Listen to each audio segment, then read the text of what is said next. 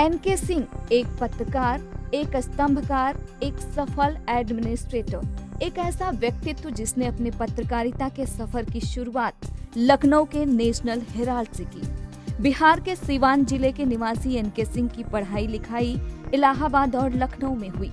आपने कई न्यूज चैनलों, अखबारों में विभिन्न दायित्वों का सफल निर्वहन किया। अपने लंबे सफर में आपने पत्रकारिता जगत में एक अलग पहचान बनाई और BEA यानी ब्रॉडकास्ट एडिटर्स एसोसिएशन के महासचिव रहे और अपने कुशल नेतृत्व, कार्यक्षमता से पद की गरिमा को और भी बढ़ाया। व्यावसायिक पत्रकारिता के इस दौर में भी आपकी पत्रकारिता में सामाजिक सरोकार स्पष्ट झलकता है। प्रथम चरण के मतदान में महज चंद समय बाकी है, लेकिन अभी भी बिहार की जनता में भ्रम की स्थिति बनी हुई है कि आखिरकार वो किन मुद्दों को ध्यान में रखकर अपने मत का प्रयोग करें। इन्हीं तमाम मसलों पर बातचीत करने के लिए हमारे साथ मौजूद हैं वरिष्ठ पत्रकार एवं बिहार पर पैनी नजर रखने वाले एनके सिंह जी। सर, दृष्टिकोण प्रोग्राम में आपका स्वागत है। धन्यवाद। आपसे मेरा पहला सवाल है कि आपकी नजर में बिहार विधानसभा का ये चुनाव इतना खास क्यों है और पहले से अलग क्यों है? इसकी दो बातें हैं। एक तो समाज का, बिहार के समाज का, खास करके नीतीश के 10 सालों के बाद एक कोशिश रही है कि मॉडर्न फेज में बिहार को ले जाएं। लिहाजा अगर आप देखें तो एजुकेशन के स्तर में थोड़ा सुधार हुआ है। लड़कियां जब साइकिल पे निकलती हैं बिहार के गांव में तो सब वो देख के लगता है ये सरकार की दी हुई साइकिल है, जिसपे कि वो गांव के स्कूल में जा रही हैं या 2-4 किलोमीटर आसपास के स्कूल में जा रही हैं। अब ये तो नहीं कहेंगे कि सारे पैरामीटर्स पर विकास बहुत अच्छा हो गया है, लेकिन कुछ पैरामीटर्स बेहतर हुए हैं। ऐसे में जो सामूहिक चेतना होती है समाज की, वो बदलती है। बिहार 1990 का बिहार नहीं है। आज अगर वही जाति समीकरण है, सारी चीजें हैं, तो हम कहेंगे इसका मतलब कि बिहार में शिक्षा के बाद भी बदलाव नहीं हुआ। लेकिन देखने से लगता है कि बिहार में, और ये एक इंडिकेटर होगा पूरे देश के लिए कि बिहारी समाज का भी सोच बदला है। शिक्षा की वजह से, तर्क शक्ति बढ़ी है, इसकी वजह से। तो एक तो ये देखने का है कि क्या फिर बिहार उसी तरह से जातिवादी ग्रुप में फंसा हुआ है या बदला है। और दूसरा ये है कि नरेंद्र मोदी के 1.5 साल 17 महीने होने के बाद ये चुनाव हो रहा है, कि 17 महीने के कार्यकाल के बाद, तो एक तरह से ये पूरा चुनाव नरेंद्र मोदी वर्सेस नीतीश कुमार हो गया है। तो देखना यह है कि अगर बीजेपी अच्छा करती है तो क्या यह इंडोर्समेंट है नरेंद्र मोदी के 17 महीनों का कि उन्होंने जो कुछ भी किया है वो अच्छा है, जनता को लगा। दूसरा ये होगा कि अगर बीजेपी हारती है तब ये पूरे वर्ल्ड में, न केवल कंट्री में, पूरे वर्ल्ड में मैसेज आएगा कि नहीं, मोदी के कुछ चीजों को जनता ने इंडोर्स नहीं किया है। तो एक तरह से रेफरेंडम होगा मोदी के 17 महीने के कार्यकाल का। तो इन दोनों वजह से ये चुनाव बेहद इंपॉर्टेंट है। वैसे बिहार चुनाव की जो सरगर्मी है 2-3 महीने पहले से ही शुरू हो गई थी। पहले लग रहा था कि बिहार विधानसभा का जो मुख्य मुद्दा होगा चुनाव का वो विकास होगा, लेकिन जैसे जैसे चुनाव नजदीक आता गया विकास का मुद्दा पीछे छूटता गया। इस पर आपकी क्या राय है? नहीं, विकास का मुद्दा छूटा तो देखिए, परसेप्शंस बनते हैं। मोदी अच्छे हैं, ये परसेप्शन कैसे बना? उन्होंने देखा गुजरात में चीजें अच्छी थी, बाई एंड लार्ज करप्शन नहीं हुआ। हालांकि घटनाएं बहुत सारी हुई, कम्युनल लेवल पे बहुत हुई, इनकाउंटर्स कंट्रोवर्शियल रहे, लेकिन कहीं ना कहीं पूरे देश में यह मैसेज गया कि एक आदमी है जिसके व्यक्तित्व में 4 चीजें हैं। एबल एडमिनिस्ट्रेटर, एक बहुत कुशल प्रशासक है, गुड डेवलपर, एक अच्छा विकास करता है, जीरो टॉलरेंस अगेंस्ट करप्शन, यह आदमी भ्रष्टाचार बर्दाश्त नहीं करेगा, और नो टेररिज्म। 56 इंची छाती जब कहा तो लोगों को लगा अब इसके आने के बाद टेररिज्म नहीं होगा। ये चारों चीजें मोदी की पर्सनालिटी में एक परसेप्शन के रूप में डेवलप की। नीतीश कुमार को आप देखिए, 10 साल के बाद भी आज कोई आदमी सुनने को तैयार नहीं है कि नीतीश ने गलत किया है, नीतीश ने विकास किया है। ये जनरल परसेप्शन है। तो लिहाजा एक तरफ मोदी का परसेप्शन, दूसरी तरफ नीतीश का परसेप्शन, इन दोनों को जब मिला के देखेंगी तब समझ में आएगा कि बिहार का चुनाव क्यों इतना अहम है। बिहार की जनता को माना जाता है कि राजनीतिक तौर पे बहुत ही जागरूक है, लेकिन अभी अगर कुछ समय की बात करें तो स्कूटी, फ्रीज, जातिवाद जैसे मुद्दे हावी होते हुए क्यों दिखाई दे रहे हैं? आपने बड़ा अच्छा सवाल किया। अभी 2 दिन पहले चीफ इलेक्टोरल ऑफिसर CEO, जो बिहार का पूरा चुनाव देखता है, इस समय देख रहा है, CEO ने एक सर्वे कराया था बिहार में। सैंपल साइज करीब 4,500 की थी और उसमें उसने सवाल यह पूछा था कि अगर आपको कोई पैसे या गिफ्ट दे तो क्या आप उससे लेंगे और उसके हिसाब से वोट करेंगे? 80% लोगों ने कहा कि जी हां, इसमें क्या बुराई है। तो एक तरफ हमारा कलेक्टिव कॉन्शियसनेस इतना नीचे है कि हम करप्शन को भी सहज भाव में लेते हैं, और दूसरी तरफ पॉलिटिकली अवेकेंड है। लेकिन इन सब के बावजूद विकास एक कुछ ऐसा है जैसे कि आप अपने चेहरे पर पाउडर लगा के, मेकअप करके घूमते हैं, जब अंत में चेहरा उतरता है तो फिर वो ओरिजिनल चेहरा होता है। अच्छा लगता है विकास की बात, सड़कें नहीं बनी और विकास के पैरामीटर कम से कम पॉलिटिकल डिस्कोर्स में तो आया। आज हमारे राजनीतिक संवाद में हर चीफ मिनिस्टर कम से कम ह्यूमन डेवलपमेंट इंडेक्स की बात कर रहा है, पर कैपिटा इनकम की बात कर रहा है, GDP की बात कर रहा है। ये अच्छा डिस्कोर्स है, लेकिन क्या वाकई ये आपके सोच को डिटरमाइन करता है, बदलता है? बिहार में अभी मैं जो देख रहा हूं, अंत में वो डीजेनरेट होके वही कास्ट पे पहुंच गया। अंत में अगर आप देखें तो आज भी वही है कि इतने यादव हैं, इतने कुर्मी हैं, इतने मुसहर हैं, इतने माझी हैं। ये पूरा करके हम वहीं से डीजेनरेट होके कास्ट पे पहुंच गए हैं। हां, इतना जरूर है कि कुछ कास्ट अपने ग्रुप से निकल के दाएं बाएं जा रही हैं। जैसे बीजेपी को जो पिछली बार 2014 के चुनाव में 29.5% वोट मिले, वो सिर्फ अपर कास्ट के नहीं थे। अपर कास्ट की संख्या वहां पे 16% है। तो ये किसके वोट थे?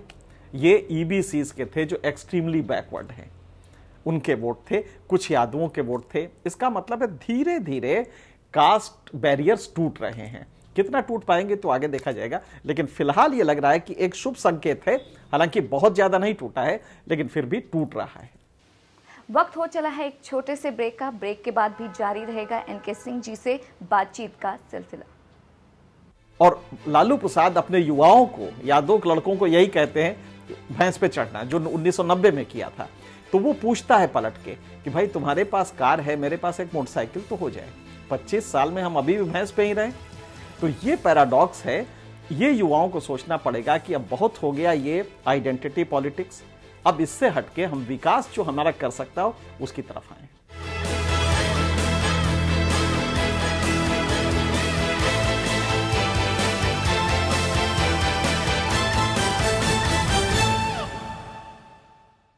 ब्रेक के बाद आपका स्वागत है। सर, अगर वास्तव में बात करें बिहार की भलाई को लेकर, तो आपको क्या लगता है कि किन चीज़ों की सबसे ज़्यादा ज़रूरत है? यही नहीं, अगर हम बिहार के मतदाताओं की बात करें तो आपके हिसाब से कि उनको किन चीज़ों को प्राथमिकता देना चाहिए मताधिकार का प्रयोग करने से पहले? क्या देखना चाहिए कैंडिडेट? आपके सवाल में 2 चीज़ें हैं। बिहार का विकास। विकास एक बड़ा अजीब सा शब्द है। भारत में ह्यूमन डेवलपमेंट इंडेक्स पिछले 25 साल से 2090 में GDP में भारत 55वें नंबर पे था। आज भारत 3-4 नंबर पे है।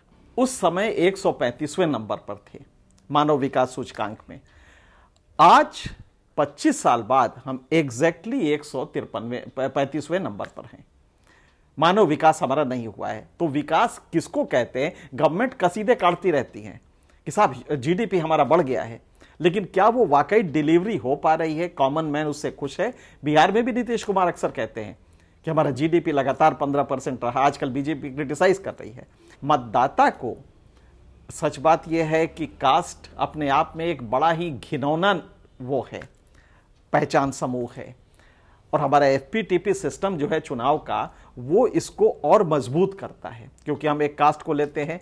आप देखिए, अच्छा खासा दलित को लेके एक रिजर्वेशन था कि दलितों को 22% रिजर्वेशन मिलेगा। बहुत सिंपल सा था वो, दलित और ट्राइबल्स को। कोई नीतीश कुमार आता है और वो देखता है कि नहीं इसको भी तोड़ो, और वो धीरे से उसमें महादलित की एक नई कैटेगरी बना देता है। तो ये समाज को तोड़ता है। आज हमें ये देखना होगा कि जो बिहार के मतदाता हैं क्या वो इससे ऊपर निकल पा रहे हैं और एक ऐसी सरकार चुन रहे हैं जो वाकई सिर्फ विकास पर आधारित हो, क्योंकि तभी उनको रोजी मिलेगी। अगर वो नहीं कर पाते हैं, आज अगर ये खबर मिलती है, गलत हो या सही हो, अगर ये जाता है कि भाई लालू प्रसाद यादव के पास BMW कार है और लालू प्रसाद अपने युवाओं को, यादव लड़कों को यही कहते हैं भैंस पे चढ़ना, जो 1990 में किया था, तो वो पूछता है पलट के कि भाई तुम्हारे पास कार है, मेरे पास एक मोटरसाइकिल तो हो जाए। 25 साल में हम अभी भी भैंस पे ही रहे। तो ये पैराडॉक्स है। ये युवाओं को सोचना पड़ेगा कि अब बहुत हो गया ये आइडेंटिटी पॉलिटिक्स, अब इससे हटके हम विकास जो हमारा कर सकता हो उसकी तरफ आए। सर, अगर बिहार की बात करें तो बिहार में खनिज संसाधनों की कमी है। आधा बिहार बाढ़ में ग्रसित रहता है, परेशान रहता है। सूखा जैसी समस्या है, नक्सलवाद जैसे समस्याओं से वहां की जनता परेशान है। लेकिन अगर इस बार के चुनाव की बात करें तो ये तमाम मुद्दे कहीं ना कहीं गायब नजर आ रहे हैं, दिखते नहीं हैं मुद्दे इस बार के चुनाव में। तो क्या आपको लगता है कि आने वाले समय में ये जो तमाम मुद्दे हैं ये प्रभावित करेंगे? कहीं ना कहीं परसेप्शन जो बन रहा है उसमें ये मुद्दे जरूर हैं। क्या वजह है कि नीतीश को आज भी सबसे ज्यादा मुख्यमंत्री के रूप में इंडोर्समेंट मिल रहा है? जितने भी आप सर्वे देखें, क्या वजह है? नीतीश के पास तो कुछ भी नहीं, जाति का भी समूह बहुत छोटा सा है, कुर्मी बहुत छोटा समूह है। तो वजह क्या है कि नीतीश को यह मिल रहा है? इसका मतलब है कि एक वर्ग है बिहार में, और बड़ा वर्ग है, जो कि विकास को लेकर परसेप्शन बनाता है। वरना नीतीश के बाद जाति का सपोर्ट भी वैसा नहीं जैसा लालू के पास है। 14% लालू यादव रहते हैं, 14.5%। तो अगर वो नहीं है तब भी नीतीश को इंडोर्स किया जा रहा है, और यहां तक कि मोदी से ज्यादा इंडोर्स किया जा रहा है जन अभिमति में। तो इसका सीधा मतलब है कि विकास कहीं आपके परसेप्शन को तो बढ़ा ही रहा है। इस समय 1 वर्ग किलोमीटर में बिहार में 1101 आदमी रहता है, जबकि राष्ट्रीय औसत 365 का है, 3 गुना ज्यादा है। तो नेचुरली लैंड पे प्रेशर है, और लैंड पे प्रेशर है। इसके साथ जितने भी मर्डर बिहार में हो रहे हैं उसका 80% जमीन को लेके है। दूसरा कोसी का जो प्रॉब्लम है, बाढ़ की प्रॉब्लम है, ये शाश्वत प्रॉब्लम है, ये मुझे नहीं लगता है खत्म होने जा रही है। तो ऐसे में जरूरत इस बात की है कि बिहार से युवाओं को निकाल के दूसरे राज्यों में ले आए। तो नेचुरली बिहार के युवाओं को आप खींच के उनको बाहर लाएं। नरेंद्र मोदी ने जो शुरू किया है वो बहुत अच्छा प्लान है कि रूरल सेक्टर से आप युवाओं को निकाल के गांव के 8-10 किलोमीटर के भीतर एक व्यावसायिक स्किल डेवलपमेंट सेंटर रखें। वहां पे वो लड़का ट्रेनिंग ले, और ट्रेनिंग लेके आसपास के जो इंडस्ट्रीज हैं उसमें वो नौकरी करे। तब कम से कम एग्रीकल्चर सेक्टर पे प्रेशर कम होगा, और ये मेरे ख्याल से एक बड़ा अच्छा तरीका है। नीतीश कुमार के यहाँ प्रॉब्लम यह है कि वो इंडस्ट्रीज डेवलप ही नहीं हुई, कानून व्यवस्था खराब होने की वजह से आज भी वो दहशत है। कोई इंडस्ट्रियलिस्ट अगर वहां पे लगाए तो गांव का जो क्रिमिनल है वो मैसेज दे देगा कि 3 आदमी हमारे रखने हैं, और आपने नहीं रखा तो फिर वो क्या होगा भगवान मालिक है। तो बिहार में वो माहौल अभी भी नहीं बना है कि आप इंडस्ट्री में, अभी ग्रोथ रेट देख रहा था बिहार का, एग्रीकल्चर सेक्टर से ग्रोथ रेट आपका पूरा डिराइव हो रहा है, या टर्च जो पैसा आता है बाहर का उससे हो रहा है, जिसे रिमिटेंस कहते हैं। अदरवाइज बिहार में न तो इंडस्ट्रीज हैं, न आपका वाकई कोई ऐसा माहौल बना है जिसमें कि लोग उद्योग लगा पाए। सर, आपकी नज़र में जो विशेष पैकेज है, क्या आपको लगता है कि बिहार का जो विकास है उस पर कोई असर पड़ेगा, या सच में बिहार को विशेष राज्य के दर्जे की जरूरत है? ये बड़ा अच्छा एक मजाक है नीतीश कुमार का, ये कहीं से एग्जिस्ट नहीं का। विशेष पैकेज वगैरह का जो तमाशा बनाए हैं नीतीश कुमार, आप जरा पूछिए 10 साल उनको शासन करते हुए होगा, मैं लालू के शासन को छोड़ देता हूं, 10 साल में आज भी बिहार का पॉपुलेशन ग्रोथ रेट 2.51 है। हर 10 साल में 1.25 गुना आबादी बिहार की हो जा रही है। बिहार सबसे ज्यादा पॉपुलेशन डेंसिटी है बिहार की, जैसा मैंने अभी बताया। आप प्लानिंग ये करने में फेल हो गए कि कम से कम परिवार नियोजन तो करा लें। साउथ इंडिया के देशेस 1 से नीचे चल रहे हैं। बिहार के आसपास के आपके देख लीजिए, यूपी देख लीजिए। सब जगह पॉपुलेशन ग्रोथ पे जबरदस्त कंट्रोल हुआ है। आज बिहार में पॉपुलेशन ग्रोथ वही है जो 10 साल पहले था, 15 साल पहले था। तो नीतीश अगर आबादी नहीं रोक सकते, अगर इतना छोटा सा काम नहीं कर सकते, तो उनको कोई हक नहीं है। आबादी रोकेंगे नहीं, लिहाजा जो हमारे डिवोल्यूशन ऑफ फंड्स होता है उस पर ये एक फैक्टर होता है। साउथ इंडिया के राज्य यही कह रहे हैं कि भाई विकास अगर हम नहीं, आबादी अपनी रोक लिए हैं, तो मुझे दोगे या तुम ज्यादा आबादी वाले को दोगे। तो ये बेतुका है। और जितना मिला है अभी नरेंद्र मोदी ने दिया है, टोटल 1.65 लाख करोड़, वो मुझे लगता है कि बिहार के विकास के लिए अगर आप कायदे से उसको इस्तेमाल करें तो बेहद जरूरी होगा और बेहद अच्छा होगा।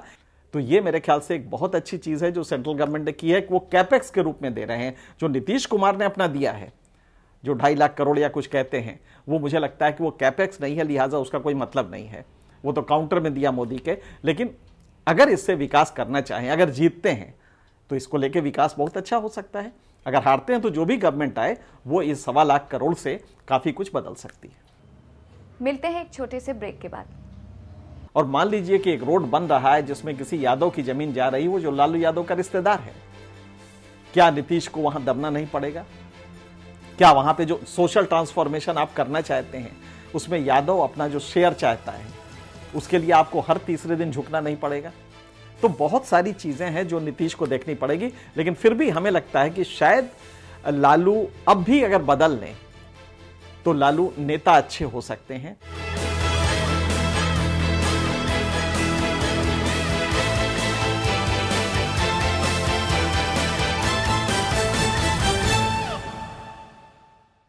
ब्रेक के बाद एक बार फिर आपका स्वागत है और हम बात करते हैं बिहार से जुड़े मुद्दे पर।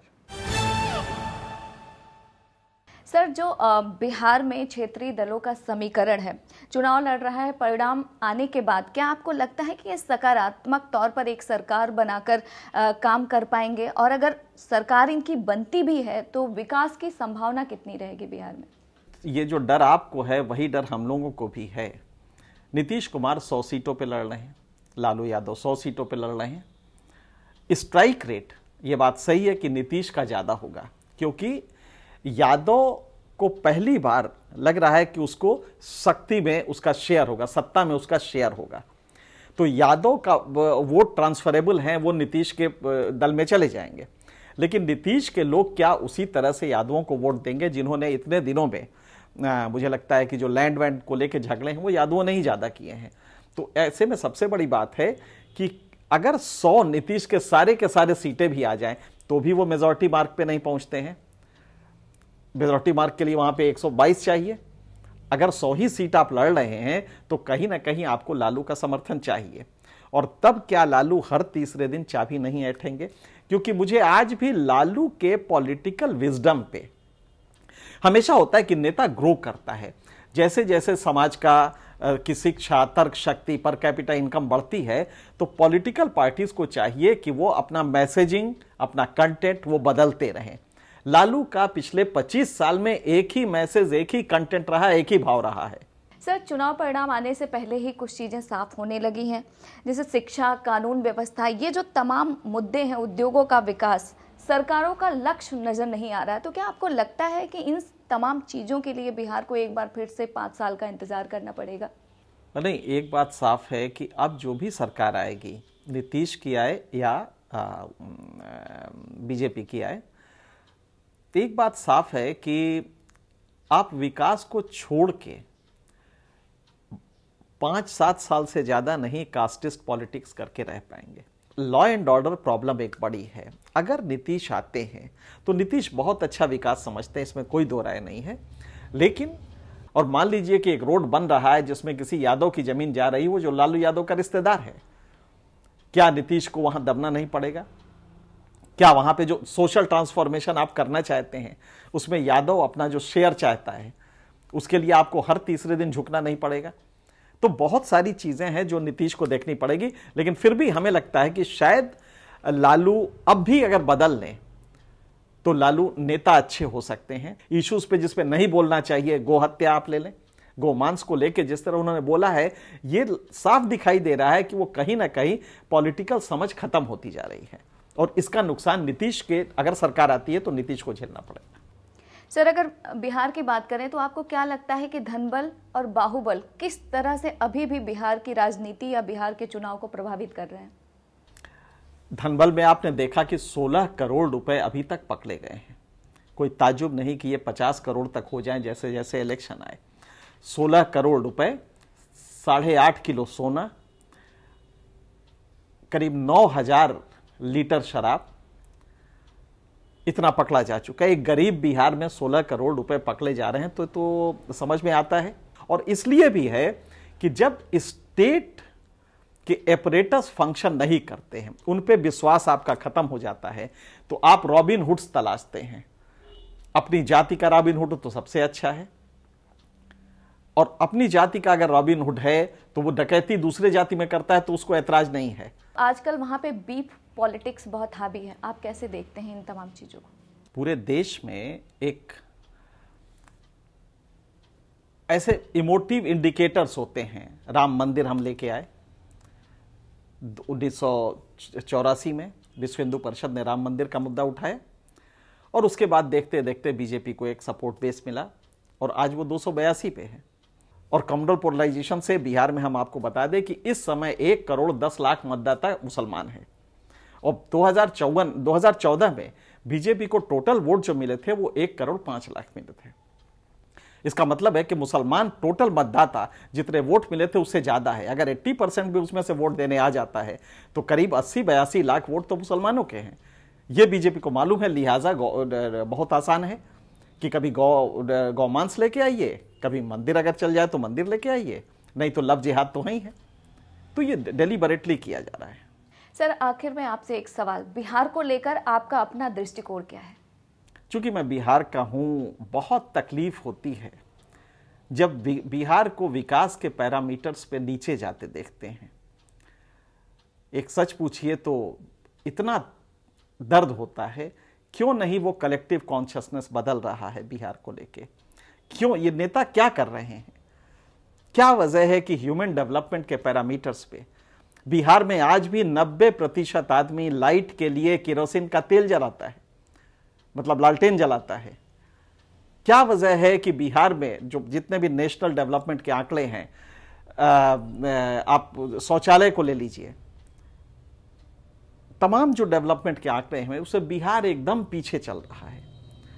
तो इसका सीधा मतलब है कि विकास जिस तरह से होना नीतीश ने किया, सड़कें बनवाई, लड़कियों को साइकिल दी जिससे वो शिक्षा मिलने लगी, लेकिन हकीकत यह है कि आज भी बिहार डेवलपमेंट पैरामीटर पे बेहद नीचे है, ह्यूमन डेवलपमेंट इंडेक्स पे बहुत नीचे है। प्रार्थना करते हैं कि जो भी गवर्नमेंट आए पहले बिहार के विकास को, रियल विकास जो है जिसमें आपका जीडीपी अगर बढ़ रहा तो आप डिलीवरी कर सकते हैं, आप गरीबों को दे सकते हैं, आप उसको करें। मेरे ख्याल से बिहार के लिए इससे ज्यादा कोई तत्काल जरूरत नहीं है। सर, आपने हमें समय दिया उसके लिए आपका शुक्रिया। धन्यवाद। बिहार के मुद्दे पर अपनी पैनी नजर रखने वाले अनुभवी एवं वरिष्ठ पत्रकार एनके सिंह जी ने बिहार को लेकर बड़ी ही बेबाकी से अपनी राय रखी और बताया कि बिहार की भलाई किस में है। फिलहाल अब ये बिहार की जनता को तय करना है और उससे ये देखना है कि वो किन मुद्दों को तरजीह देकर अपने मताधिकार का सही इस्तेमाल करती है। फिलहाल आप हमें और हमारी टीम को दीजिए इजाजत और देखते रहिए महुआ टीवी।